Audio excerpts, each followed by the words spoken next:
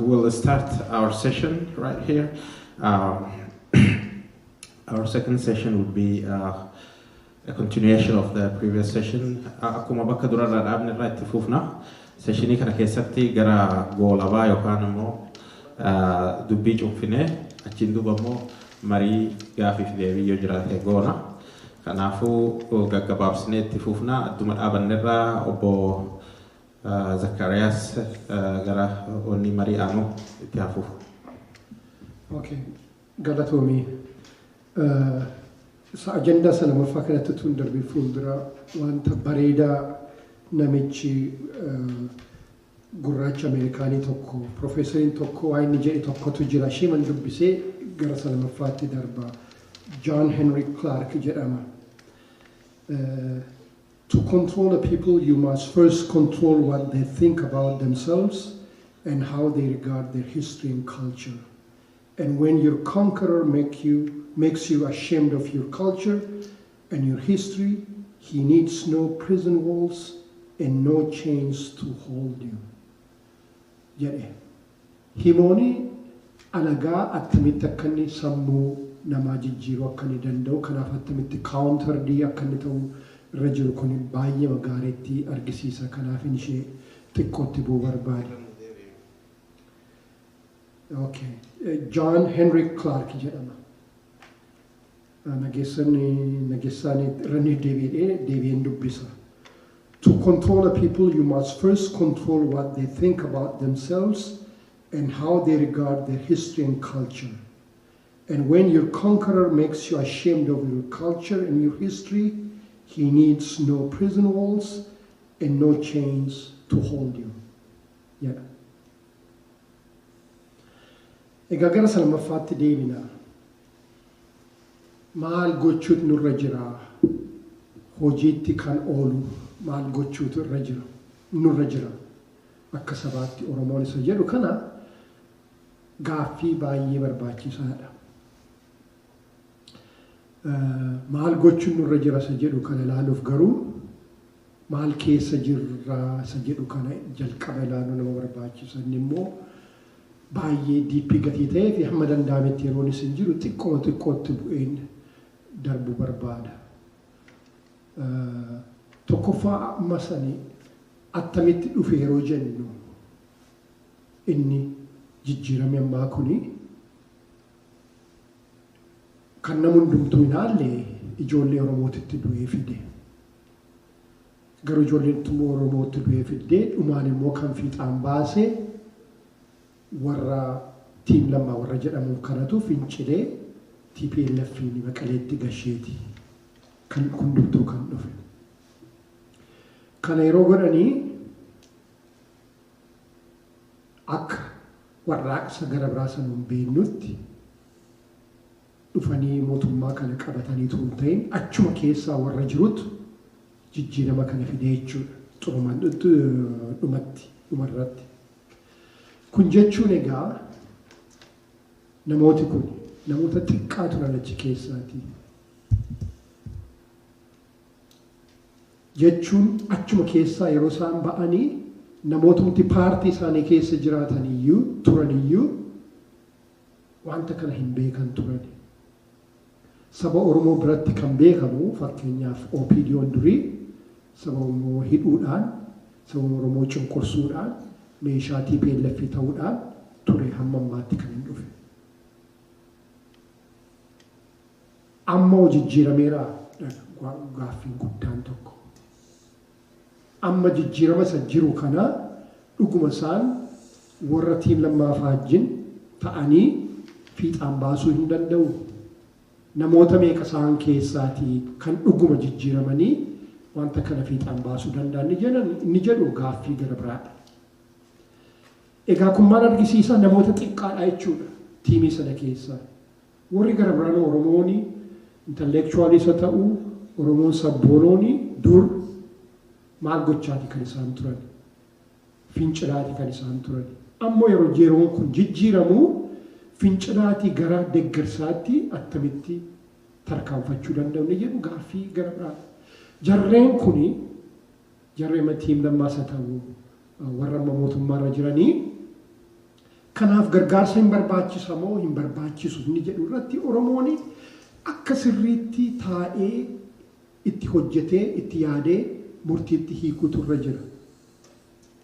Isaanuma keessaati namoota baay'een qaban taanaan warri gara biraan immoo bakkeedhaan gargaaran taanaan eessaan iyyuu ga'uu hin danda'u eessaan ga'uu hin danda'an jarri kun qofaa isaanii. Kanaaf egaa amma deeggarsi pragmatic yeroo jennu inni qaxxaamurri kun jechuun transition period inni jennu kuni akka inni hin fashallee fi Oromoon waardiyyaa dhaabbatee eeguutu irra jira. Kun hin fashala taanaan kun hin gufata taanaan hammina gadheedha kan inni saba Oromoo irratti fiduun irra jiru. Kanaaf egaa maal gochuun irra jira attamitti deeggarraa. Attamitti deeggarra yeroo nuun jennu saba Oromootiif yaanneeti malee yookiin nama tokko bara baraan mootummaarra kaa'uudhaaf miti. Gufachuun qaxxaamura kanaa gufachuun transitionii kanaa saba Oromoo hedduu gatii miidhuu fi kuni haajaa hunduma keenyaati jechuudha. Sabni Oromoo hundumtuu kanarratti akka inni hin gufannee hojjechuutu irra jira. Hin gufate jechuun gara booddeetti deebi'e jechuudha. Gara booddeetti deebi'e jechuun sirna isa duriitu nurratti dhufee dagaaguu danda'a jechuudha. Kun akka hin taaneef yoo qeeqi jiraates qeeqa akka fuulduratti tarkaanfachiisu gochaa malee qeeqa isaanumaan balleessu gochaa deemuun eenyuun gargaara kan jedhu hundumtuutti yaadutu irra jira. Ani hin qeeqamin jechuu miti. Qeeqi yeroo hedduu barbaachisaadha. Dimookiraasii keessattis haa ta'u yeroo qaxxaamuraas yeroo tiraanzishiniis hedduu barbaachisaadha. Yaada adda addaa dhufee wal qare malee yaada cimaayyuu baasuun hin danda'amu. Garuu qeeqi akaakuu adda addaa qaba. Qeeqi balleessuudhaaf godhamuu fi qeeqi deeggarsuudhaaf yookiin akka isaan karaa sirrii irratti deebi'an godhamu adda adda. Kana adda baasnee hundumti keenya baruutu nurra jira. Balleessuudhaaf moo karaatti deebisuudhaaf deeggaruudhaaf akka isaan ciman gochuudhaaf hojjenna isa jedhu adda baafachuun nurra jira. Kun hedduu barbaachisaadha. Yeroon qaxxaamuraa transition period biyya Itoophiyaa duwwaatti tun ta'in biyya hundumaa keessatti yeroo murteessaadha. Hankeenya keessatti immoo keessumaa saba dur waggaa meeqaaf cunqureeffamee dhufee haala gaarii irra ga'e kanaa akka hanqaaquutti eeguutu nurra jiran nurkaa ba'ataanaan nurkan cabataanaan waggaa baay'ee booddeetti nu deebisuu danda'a. Kanaafi yeroo ammaa waan kana irratti haasofnee transitioning kun akka nurkaan baaneef garuu saba keenya gara fuulduraatti tarkaanfachiisuudhaaf utubaa akka inni ta'u bu'uura akka inni uumuu fi irratti hojjetamuutu barbaachisa amma. Namooti amma danda'ametti what's transitional period yeroo gara biraarra maaltu isa adda baasa attamitti gara fuulduraatti tarkaanfachiisuudhaaf bu'uura nuu taasa jedhu irratti kitaaba adda addaa baay'eetu jira. Namooti keenya kanarratti taa'anii xiinxalanii dubbisanii yaada xaliila ta'e tokko baafachuutu irra jira malee dubbiinsaa dubbii qoosaa miti. Kanuma jechuun barbaadamaaf.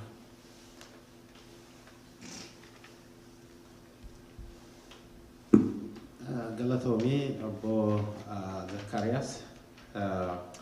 I think ani yaada kiyyatti dabaluu dura adoo marii fi gara mariitti deemnee gaarii natti fakkaata yoo Mahdi waan dabaltu marii keessatti deddeebisuu hin dandeenya. Kanaafuu gara marii deemna. We'll give a chance for you to ask questions and so that the discussion would go two-way. Kanaafuu carraa isinii kennina yoo gaafii qabaattanii achirra hundoofnee babal'isuu haasa'uu dandeenya waan ta'eef. Akkuma mariif ta'uufillee waan have question? Yeah, any question? Okay, there is one over there.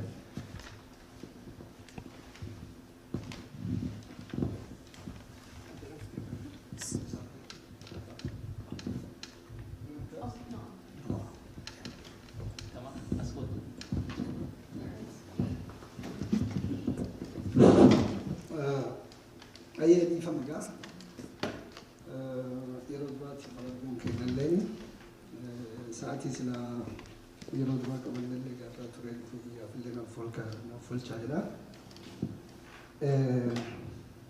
تكو وهيني سنجافة شور بعده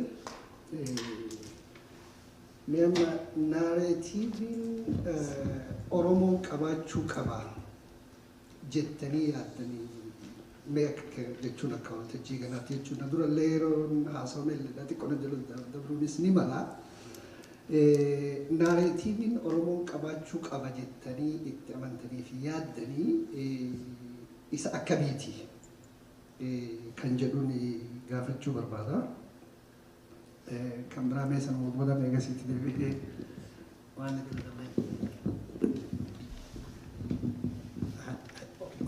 كده والله galatoma ya da wareda da ya ci jira amma yani khajru narrative kan more like moderate godu kamna kajo that's good garu yaro loti kana garu warri braw ma tu jira narrative kun bakiti operate godu biya takka kaisa biya sabab solomon ma biya tin kaisa nationalism hebtu alarm te jira warri braw mo extreme dema jira ni nuti moderate tena gafa narrative moderate kana qabatto mo basic extremist warra bira lale misalis sittimu fachu dandane warri bira mo hagati moderate tate kana mo walla fatte fakatani more extreme tane so kana kam ta accommodate wali ngone de ma kajado tiksin la fachu wada kala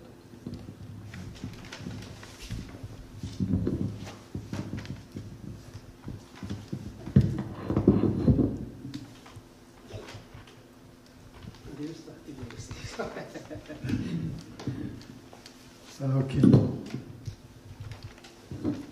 Gaaffii isa jalqabaa maal narratiivni Oromoo ta'uun irra jiru isa jettee fi ani gara caalaa deebisuutu hin ta'in narratiivii cimaa tokko baasuudhaa fi daayaloogii barbaachisa. Nama hundumtuu taa'ee haasa'utu irra jira.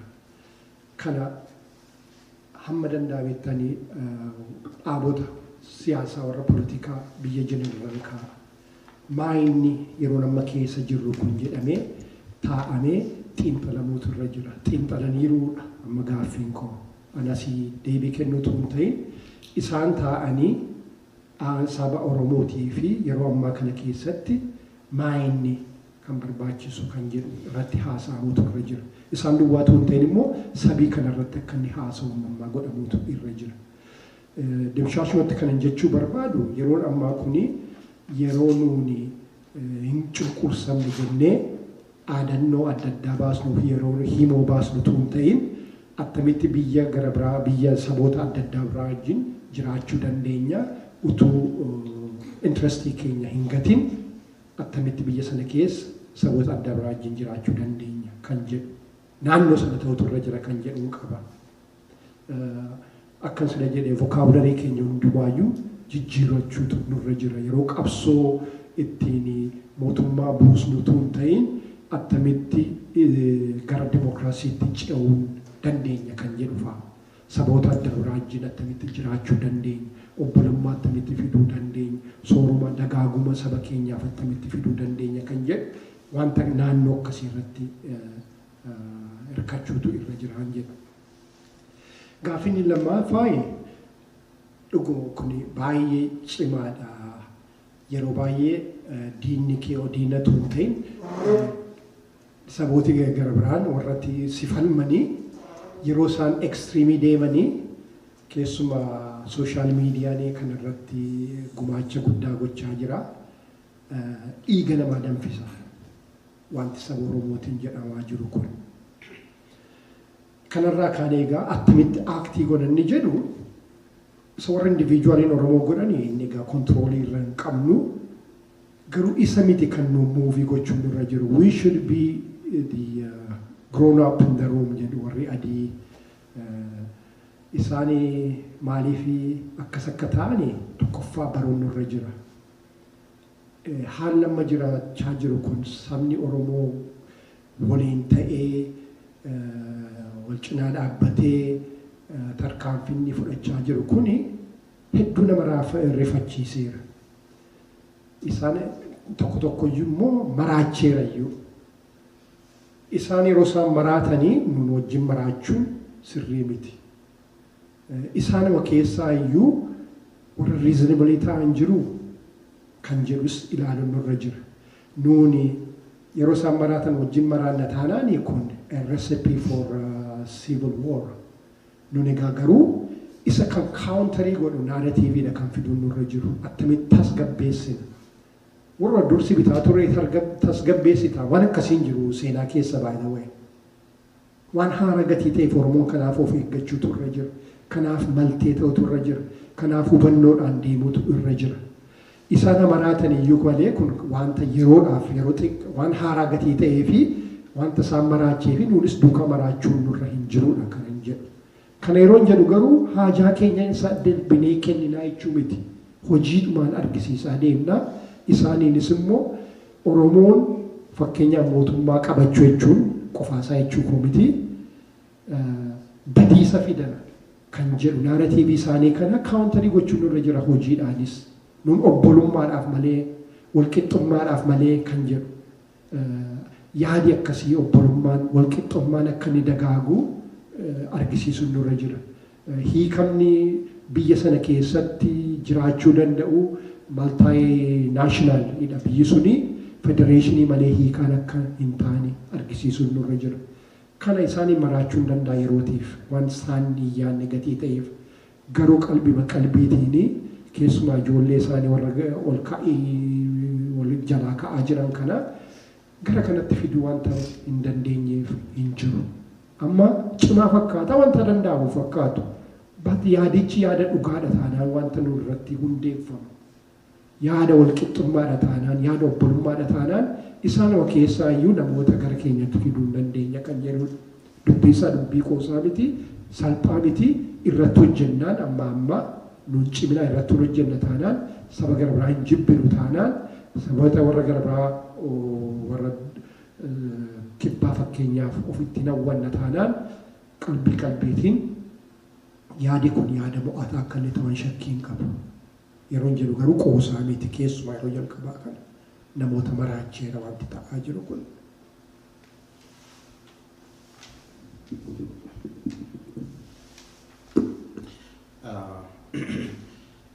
Oromoon narratiivii akkamii qabaachuu qaba kan jedhu gaafii jedhuufi akka kiyyatti duraan narratiivii akkamii qabaachaa turre jennee hayaannuti. Duraani baay'ee akka an beeku fakkeenyaaf naannoo dhaladhetti wanni an beeku wanni mootummaa jedhamu waan wasaamaa waan balleessaa farra diina nyaatu mana murtii namni tokko yoo si geesse ati achi keessa turteerta hin beekta nama mana murtiitti yoo si himate achi nama yaammattee jaarsa yaammattee dhiiroo namni kun nyaaphan na geesse naa laalaa jedha hin himatta jechuudha nama kana because suwaan kennaa moti jenneeti akkasitti hubanna. Akka ijaaramee kaasee akka itti nu cunqursan bifa nu cunqursurratti bifa gadigalummaa gadi aantummaa nu fudhannu irratti bifa diinagdee ta'inna saamuu irratti ijaarsi isaa bifa san waan ta'eef waan mootummaa jedhu didaa ture. Amma garuu diduu hin dandeenye tokkof addunyaa waan sirna mootummaa jedhu kanaan bulu. Sirna keenya ka dur qabnu kun bifa ammayyaatiin akka bifa mootummaatiin ijaaramuu irratti hojjechuu instituushinii adda addaa ijaarachuu mootummaa itti hirmaachuudhaan kenna godhachuun nu barbaachisa tokko. Inni lammeessoo ammoo biyya Itoophiyaa jedhamtu maqaa isiitii kaasee lagachuu jibbuu akka diinaatti ilaaluutu kenna gaafa qabsaa'an Itoophiyaa jechuun kennaa mootii diinaa yookaan biyya teenya ijaarawaa akka bifa saniin dhufeera narratiiviin kenna. Bifa lamaa ture anyways narratiivii akkasii ture. Amma immoo akka kiyyatti jechuudha akka ilaalcha kiyyatti biyyi sun teenna jennee raawwanne akka biyyi sun argitee demokraasii ceetu akka sirni demokraasii sirni ijaaramu warra amma jirurraa akka paaworii tiraanzishin akka addunyaatitti argitee wanni kun immoo waa haariyaa moti nuuf Oromoof waa haariyaa moti Oromoon duruu sirni Oromoon duraan qabaataa ture mootummaan Oromoon qabaachaa ture mootummaan gadaa mootummaan aangoo walii kennaa turte. Isa tanallee Oromoon teennaayyuu afaaniin jetti malee dhugatti waa ifitti fudhannellee natti fakkaatu yeroo garii garuu dhugaatti ofii fudhachuu qabna isa san waan duraanuu qabnu waan ta'eef warri biraatu nurraa baratuu qaba malee waan nuti nama biraarraa barannuu qabu vaaliyuu duraan qabnu san ol kaasu fakkeenya vaaliyuu hedduu vaaliyuu mateenna vaaliyuu gagaarii taate waa warri nu cunqursu yookaan warri oppressors warri nu olii warri aangoo qabaataa ture waan warri sun waan kenna tuffateef nullee tuffannee wanni nu turre waa hedduu aadaa ta'e gagaarii amma walitti araaramu yoo dur wal dhabde yeroo gabaabaa walitti araaramu waliin jeesuu dhabuu maali jechuu dhabuun kun nu keessa aadaa nuufi garuu teenna san tuffannee kawarra waliin jeesuun sun akka waan gaarii ta'etti fudhateera fakkeenya uummati kenna narratiivii qabsoo teenna keessaayyuu wanni sun hin calaqqitti yeroo hedduu akka isaanii ta'uu yaallee jirra baay'ee teenna aadaan qabaataa turre ifi ta'uu caalaa wanni kun waanuma biyyuma hunda keessa jechuun the pedagogy of the oppressed warri jedhu kitaaba jedhu keessa namichi kitaaba san barreesse waan jedhu warri cunqurfame yeroo kamuu akka qaama isa cunqursee san ta'uu barbaada waanuma maraanuu because jedha namni cunqurfame namni isa cunqurse sun yookaan gurmuun isa cunqurse sun waan cimaa ta'eef waan narra wayyaa qabuuf aadaadhaan haa ta'uu waan adda addaatiin narra wayyaa waan qabuuf na cunqurse waan jedhu sammuu isaa keessa waan jiruuf waan gaarii ifiille dhiisee waanuma danda'e cufaan akka warra isa gurmuu isa cunqursee san ta'uu yaala adeemsa kana keessatti qabsuma isaa keessattuu hierarkii uummataa deema because warri isa cunqursee yoo baatanii deemanuun ta'etti hoogganaan qabsoolleen akka warra sanii ta'uuf akka isa baatan fedha warri isa cunqurse yoo makiina tokkoon nama waliin hin daamne ta'etti special privilege fi godhu ta'etti warri qabsaa'ulleen hooggantooti akka hoogganoota warra oppressor isan ta'uu feeti jedha even eega biyya fudhateen duuballee freedomii dhugaa fiduu caalaa moodelii warra cunqursitoota san fudhata jedha kun immoo universaaliidha yeroo hedduu yoo cunqursaa keessa turtu moodeliin ka'eennu jechuudha oppressorii san the oppressed takes the model of the oppressor nu san keessaa ba'u isa cabsuu qabna muummichi haga ta'e amma deemsa isaa yeroo gara jalqabaatiif haga tokko innaa laalu waan akkasii keessa dhagga moodelii warra duraa godhuurra moodelii haaraa waan yaaluu takka jira nuhu even modeliin aadaa kennaatu ta dur ittiin bulleeyyuu waan addunyaanu ittiin buluu danda'u waanuma isaan olaantummaa siyaasaa qabaatan qofaaf aadaa hamtuu isaanillee akka aadaa gaariitti godhee fudhachuun sabi kenna fudhachuu san ifirraa cabsuu qabna guutuma guutuutti isaan mormaa isaan jibbaa ammoo waanuma isaan godhaa turan sani fudhanna yeroo hedduu hin argiti hin calaqqitta waa'ee hin calaqqitti wanni kenna keessatti yeroo hedduu even siyaasa kenna keessatti wanni calaqqisu amma wanni yeroo hedduu maqaa wal balleessii kijiba waan garii waan kijibaa fuudhanii siyaasaatti fayyadamna jedhanii godhuu tokko hedduu yoo argitu waan achirraa baranne jechuudha isii sangatuun lammeessoo ammoo biyyi tun teenna jechuu danda'u qabna because lakkoofsaan illee ta'e waanuma feeteenu teenna jenne egaa wanni san ofirraa darbine jenne biyyi tun teenna jenne gadi afaan guutannee dubbachuu abbaan immoo fedhu jedhee akka heeraa fi seera biyyaa sanillee deemuu hin danda'a argite tokkoffaa tokkummaa keenya cimsachuu tokkummaa keenya eega cimsanneen duuba biyyi teen sun teenna jenne sababa warra biraallee hundumaa waliin akka duraan ofatti daangonnee waan keenya callaa dubbannuu adoon ta'in Itoophiyaatti farsimillee jecha yoo barbaachisaa ta'e teennare san qofa adoon ta'in jechummaan sun maqummaan sun durii kaasee kennallee waan tureef amma beeku waa haaraa jedhannee fudhannu adoon ta'in maqaa Itoophiyaa jedhu kana warri Giriik gaafa durii gaafa Itoophiyaa jedhee yaamu warri inni dhaggee Itoophiyaa jedhee uummata kuushi kana seenaan Itoophiyaa jedhamee katabame kun amma isaanii waan waggaa 2000 maanii jedhanii moti waggaa 3 isaan jedhanii saniin dura empire kuushii ture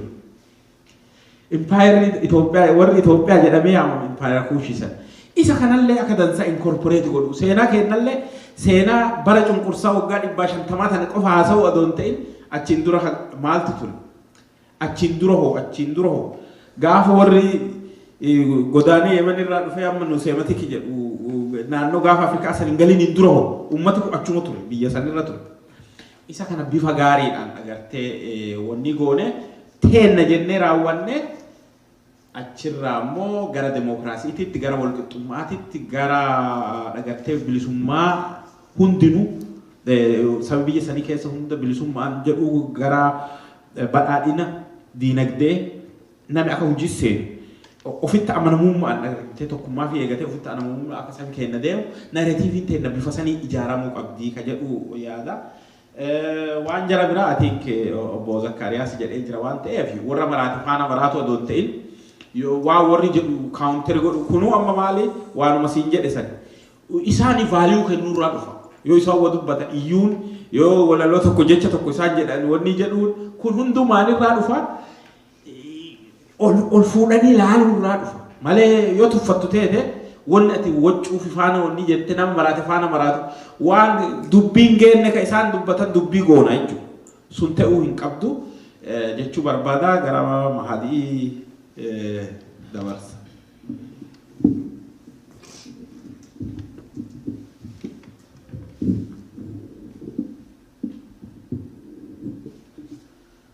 Galatoomii obbo Tamaam gaafii gaarii kaasti gaafiin biraa himoon teenya ta fuulduraa maal ta'uu qabdi yookiis yeroo ammaa irratti murtooyne himoo teenya tana akkamitti tolfachuu qabna.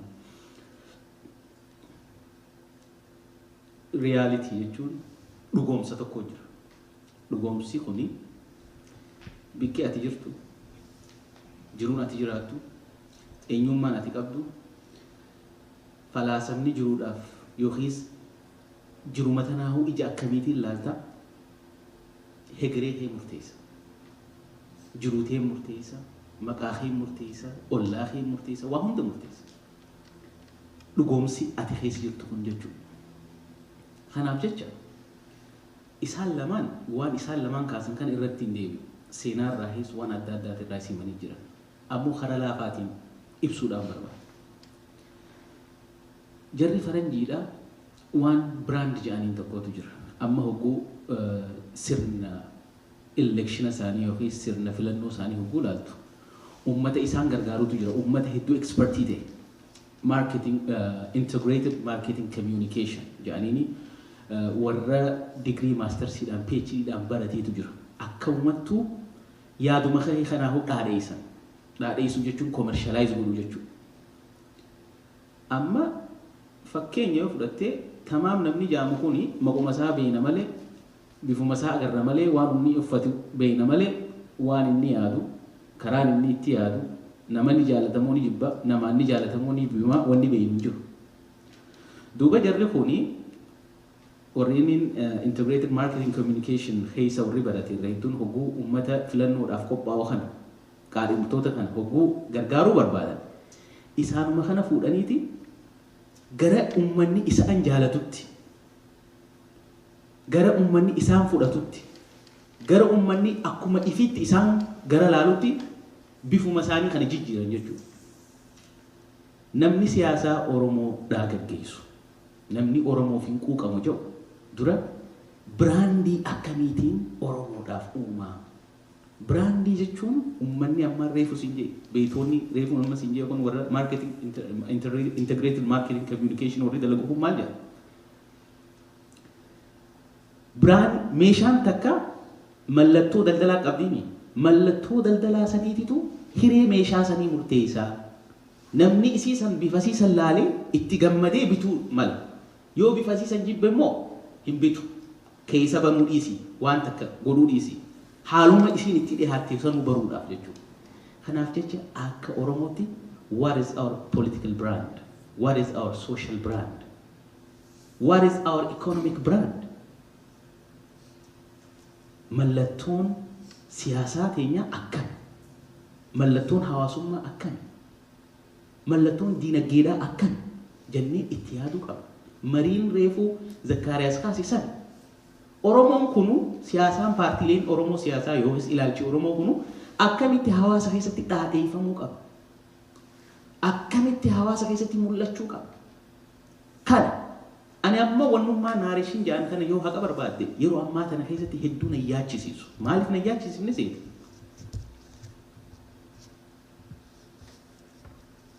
Hogguu ati makiinaa si kennan. Makiinaa takka oofi jedhanii si kennan. Warra si wajji yaabbatuu jira makiinaa sana. Shufeerummaan itti gaafatamummaan keeti. Itti gaafatamummaa kee kana hogguu makiinaa san uummanni si wajji yaabbatu si wajji deemu makiinaa san yaabbatee jechuudha.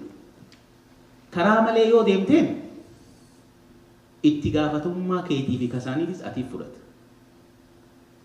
Karaa sirriitti yoo deemteen yoo isaan gara gaariitti bahan yookiis waan isaan barbaadan san argatan shufeerummaa keetiin jiruu isaanii keessatti atii kun nama gaarii taateeti jiraatte jechuudha. Amma haalli Oromoon itti jiru haala kana. Haala kana biraandii ijaaruudhaan keessa bahuu dandeenya. Amma jarri kaan maqaa isaanii yaamu sabni cimaa tokko jira communicationaan warra yeroo hedduu gaaga'ama guddaa nurra geessisu. Miidiyaalee adda addaa qaban. Miidiyaalee adda addaa san irratti Oromoo kana bifti isaan Oromootan itti mul'isan sabaa fi sablammoota biraa biratti haala ajaa'ibaan fudhatamu jira.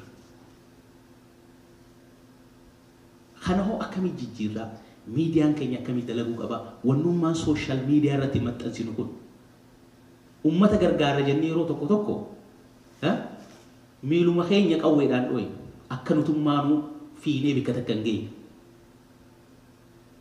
Wannummaan sooshaal miidiyaa irratti maxxansinu wannummaan waa hunda keessa dalagu jiru kun yeroo ammaa tana keessatti itti gaafatamummaa qabaachuu danda'u qaba. Biraandii gaarii qabaachuu danda'u qaba. Mallattoo gaarii bifa gaarii qabaachuu danda'u qaba. Yoo akkanan goone bikka takka hin deemu. Amma booda ammaasiis yoo Oromoon haala kana keessa ka'ee bahe yookiis biyyattii tana keessa ani uumama takkaa hin qabu yookiis jijjiiramni hin dhufu jedhee yoo tarkaanfii tokko fudhate Oromoo qofaa miti Itoophiyaan Oromoo wajji deemti. Gara boodaa karaan itti deebitu hin jiru. Kanaaf jecha itti gaafatamummaa hedduu qaba. Kanaafuu himoon teenya himoo itti gaafatamummaati. Itti gaafatamummaa qabna. Doonii tana nu wajji yaabbatanii jiran yoo dandeenye karaa qaxxaamuraan bikka isaan barbaadan geessina yookiis imaluma keessatti akkuma waliin gargaarree bikka geenyu san barbaannu gargaarsa isaaniitiin waliin bikka san geenye jenneeti yaaduu qabna. Anyway biraandii sana akka gaariitti yaaduu qabna. Waan bahar kaase waan gaarii takkaatu jira. Atuma kana namni tokko karaa adda addaatiin si hubachuu danda'a.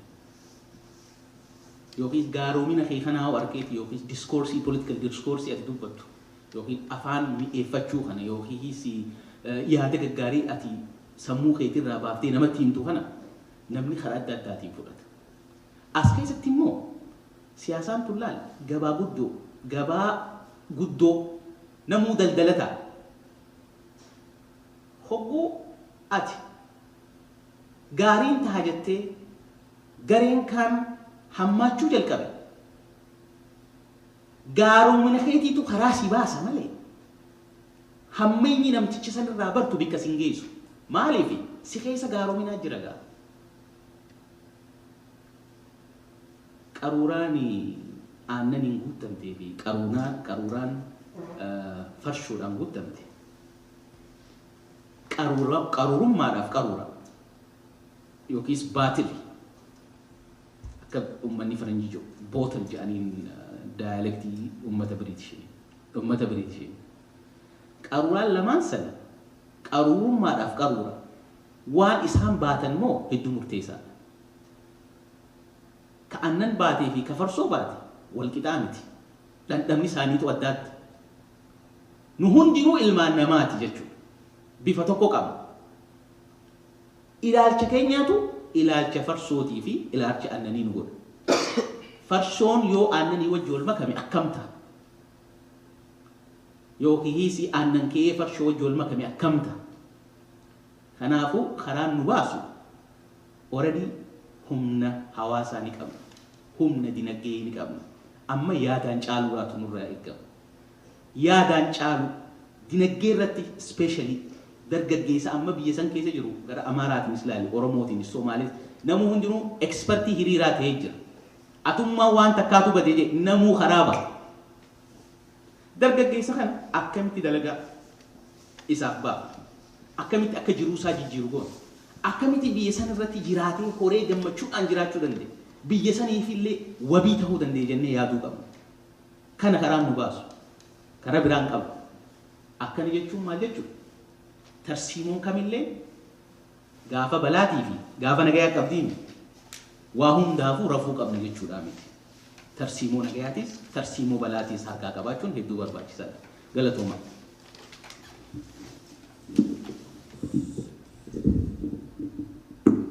Wanti itti dabaltanuu jira yookaan immoo gaafiin biraa jira?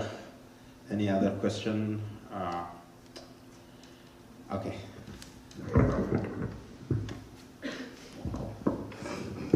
Thank you. So you might have said this already. I've been getting bits of the conversation, but obviously we're having this conversation outside of Ethiopia, and I know that there are lots of Oromo communities outside of Ethiopia. So how do you see the global aspect of it and the internationalism playing into these conversations?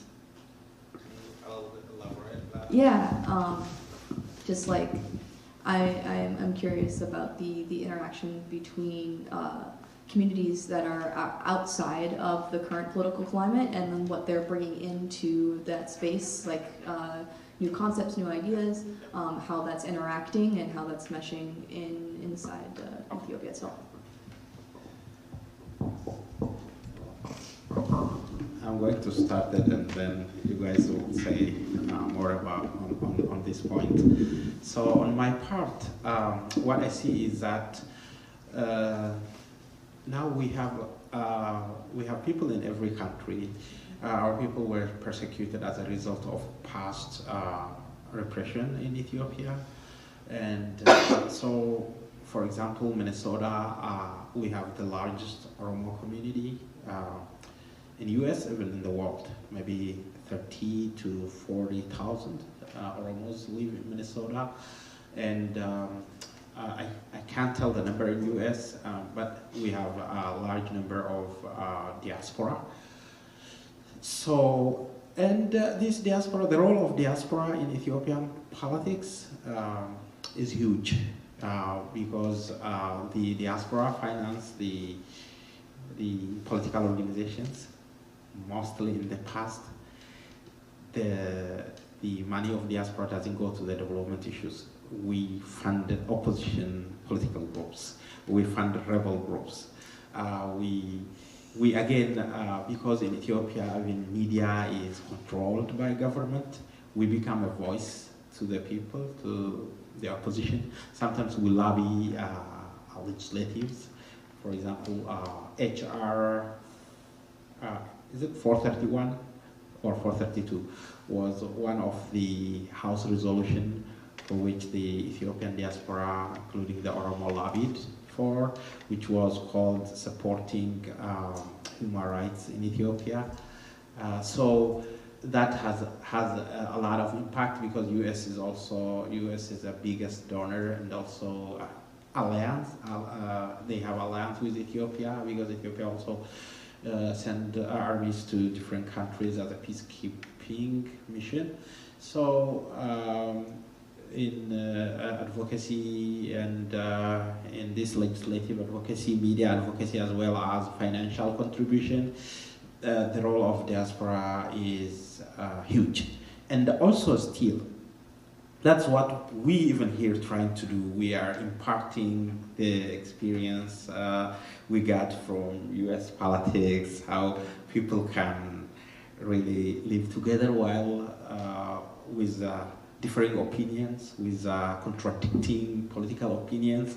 You still, if now in the US we have Democrats and Republicans, if a Republican wins, even with a bad president, the Democrats will not go to the extent of like saying no, we can't live together, or to the extent of like going into war.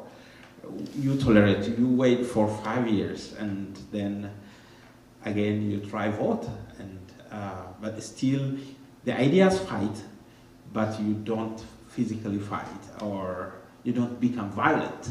I mean, and in the US now there are institutions that regulate the acts of government and that make a government to respect the constitution. I mean, in Ethiopia we don't have that much institutions, and there are a lot of things missing.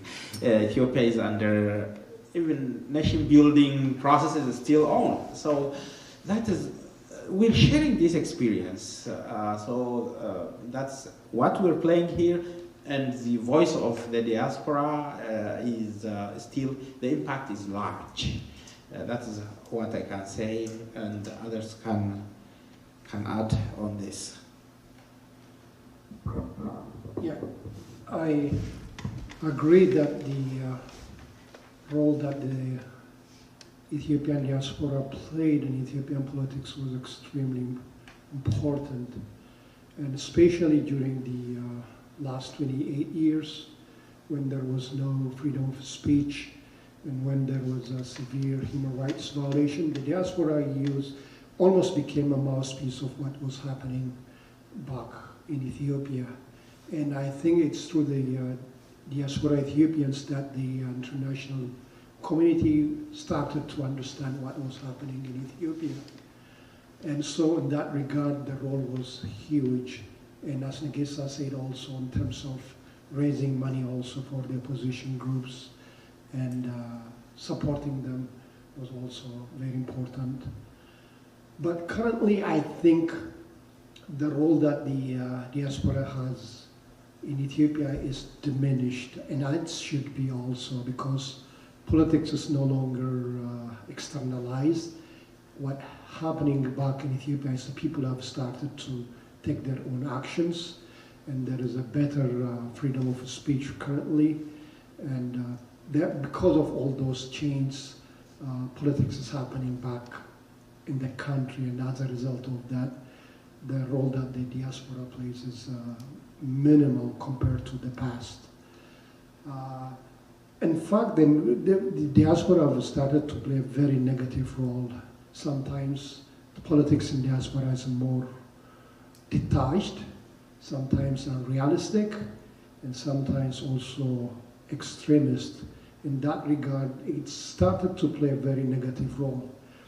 And the diaspora is, throughout history, all other communities also known, it's called like an immigrant politics, sometimes detached. And so because of that, sometimes it plays a very negative role, and there is a conflict. It's more segregated here, for example. The Ethiopian community is more segregated. The Oromos in every aspect have their own church, their own community organizations, and everything. And also the other groups have the same thing. And so there is no, as such, a cordial relationship between all these groups. It's more segregated here than back home. And so how do we bring this together? That's what we have to think now. I mean, it's different, the time is different. And when you look at it, for example, the Ethiopia, what we call the Ethiopianists, which is a group in Ethiopia that wants to continue the assimilationist policies, are stronger back here than back home. And they are in fact funding what's going back home, and they are the ones, the diaspora groups, that are in fact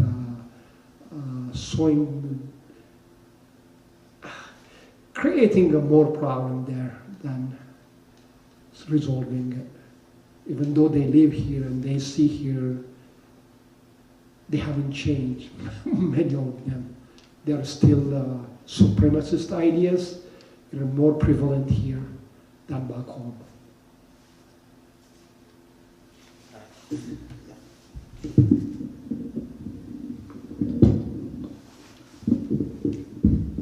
I think most of the questions have been answered by these two tough guys. But just to give you the other side of the story. When we were thinking about starting this kind of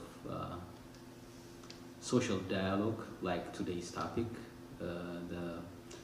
what is the Oromo narration for Ethiopia, or how Ethiopians should have their own narration so that we can move forward. So the main thing behind that, or the main objective behind that was, like, I don't know if you read Shakespeare's story. So he has one of the sayings, like, no man is an island living an entire of himself or herself. So in our current context, history is playing its biggest part in our politics, in our social organizations, in our views about life. So what we are trying to do is, of course, history was there. Of course, there is truth in history.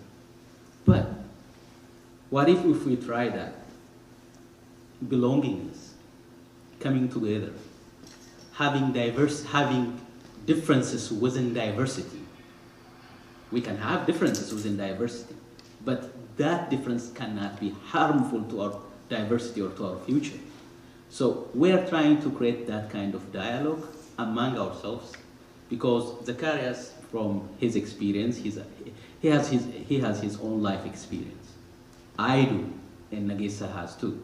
So when we came together, when we were thinking about all these things, as a diaspora, we knew that we can still influence some portion of the society.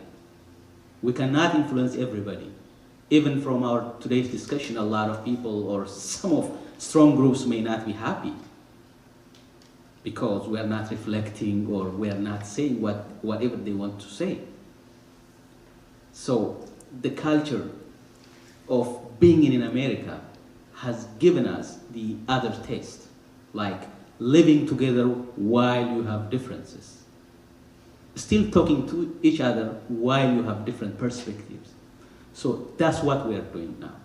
And I know, not today, tomorrow, or the day after, but it will have its own impact, at least in energizing the political situation in that country to a positive outcome. That's what I can say. Thank you. Is there any other question? If anybody has any question. If not, so we'll have a final say. We have a few minutes, like maybe 1 minute, 2 minutes. Yeah, you start from there. Let's give the chance to the pioneer. So. Okay, he's putting me on the spot. Okay. Yeah. Waan hedduu haasofneerra. Waan baay'ees dabaluun barbaadu.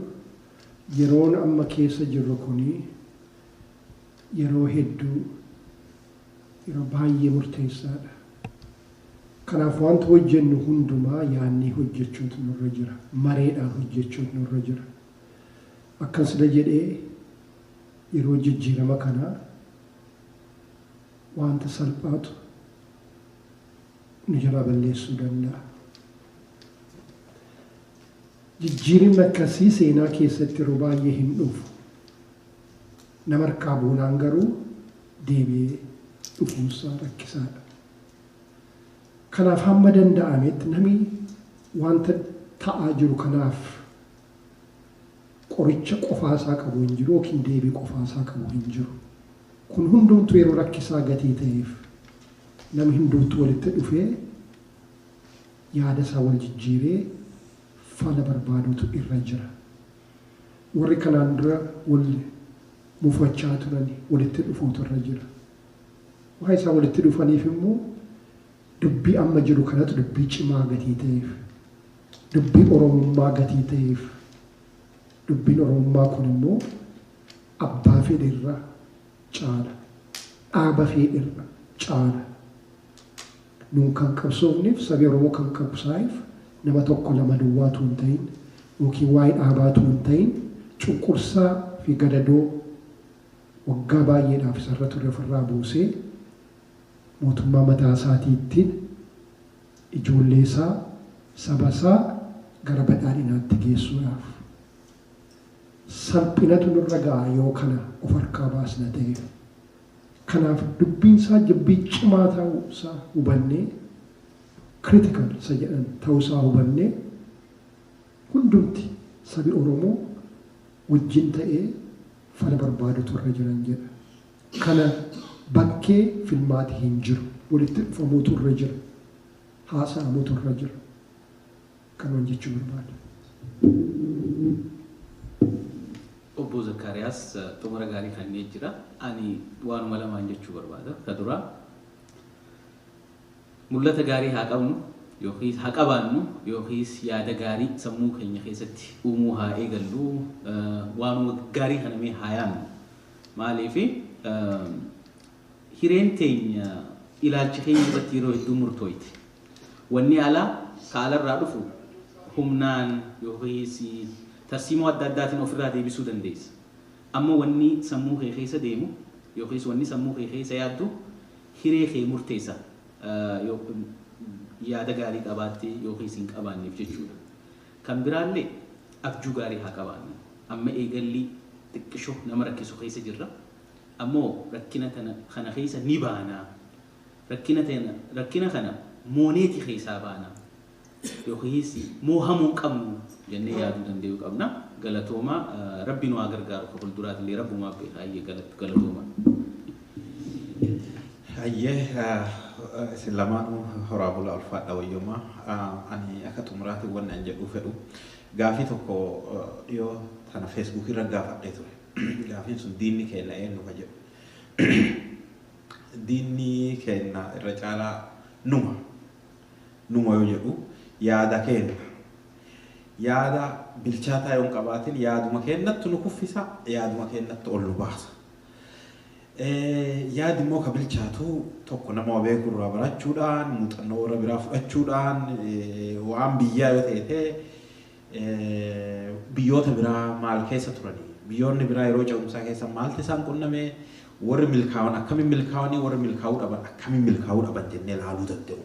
Kana wanni jedhuufi maal ifi sirriitti beeku akka sabaatitti illee ta'e akka biyya saniititti duraan maan keessa turte biyyi sun amma garamitti deemaa jirti amma jiru tana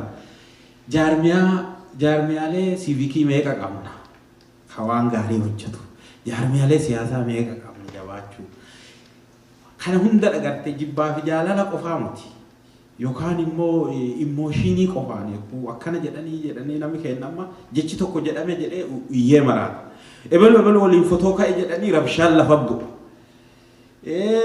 waanuma wanni kana isa bira darrinee akka imaammataatitti maalirra jirra akkamitti deemu ititanii argitee wal gaafachaa wal jala deemu jaarmiyaalee ijaarrachuu keessattuu ciminni akka sabaati jiru yoo jaarmiyaan hin taaligamin yoo jaarmiyaan hin hoogganamin garuu hin qabu ilqaami namaa kun haga fedhelle guddatu haga fedhelle maan fedhelle ga'u wanni isaan deema mataadha jaarmiyaa jechuun mataa jechuudha. Jaarmiyaa keessallee liidarshiippiin namni hoogganu murteessaadha.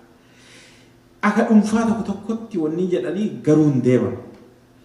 Mootummaa akka ta'uu danda'u, ka'ammoo mootummaarrallee dhiibbaallee bifa dhaabbataadhaan godhuu danda'u. Ka yoo qajeelchellee ka waa tolchu ka waa midhaasu ka biyya ijaaru gurmuulee akkasitti ijaara. Nama tokkocha caalaa bar maatii yuunitii tokko bar maatii yoo ta'e ijoollee fi haati manaatii fi maaliyyoo yoo jiraate institushiniidha bar faamiliin diqqichiisa. Isarraa ol kaatee ammoo gaafa gara siyaasaatti diinagdee fi maaliif illee yoo dhuftu institushinota barbaachisa. Gara diinagdeetti kaampaaniilee ijaaramuu qaba. Sheer kaampaaniin gurguddaan maaliif nama hedduuf hojii banaa wanni hedduu hammata. Diinagdee nama hedduu gaafa walitti buusa diinagdee guddaadhaan yoo socho'u biyyallee ijaaraa diinagdee biyyallee jijjiira. The same way bifa sanii if ilaaluu danda'uu qabna. Eega if ilaalleen duuba immoo yaada dadhabaa ofirraa wanni godhaa yaada ciccimaa qabannee deemuu qabna. Yaada kalee waggaa 20 dura ture ammumallee isuma waggaa 40 dura ammumallee isuma haamoti ka godhuu qabnu. Amma haala amma jirurra haala qabatamaa amma jirurra yaadi tarkaanfachiisu kamii jennee isa fudhachuu garaagarummaa yaadaa wal danda'u. Yeroo garii yoo ammoo sabii beektaa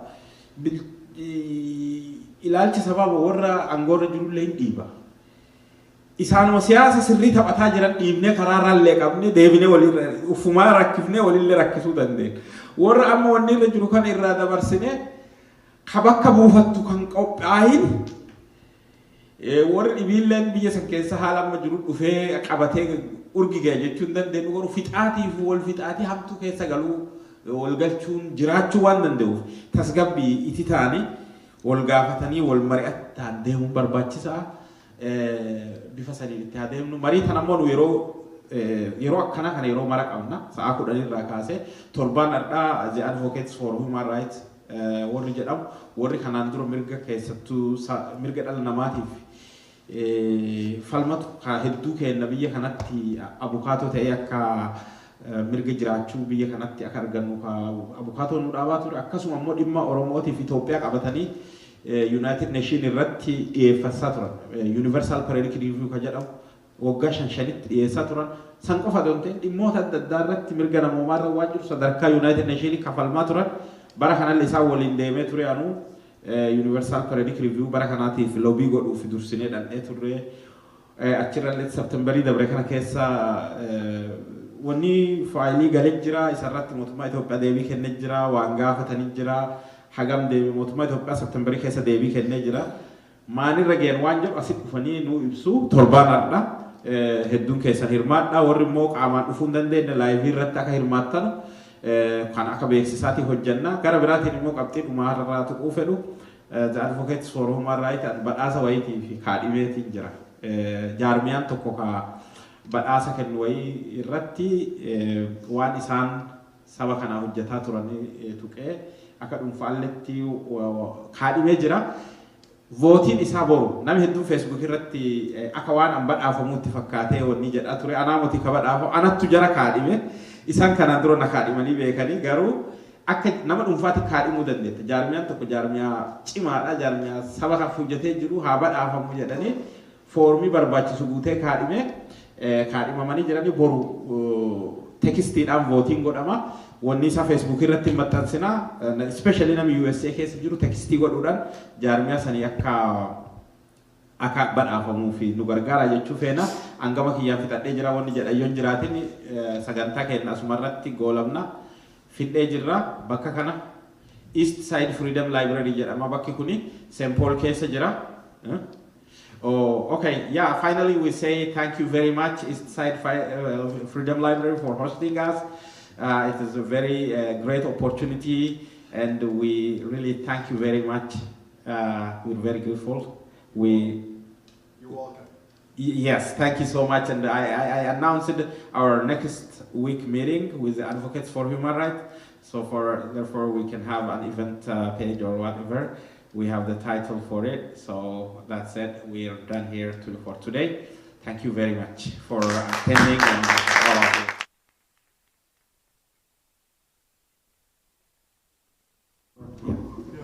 We appreciate the conversation that you're sharing. Thank you. Thank you.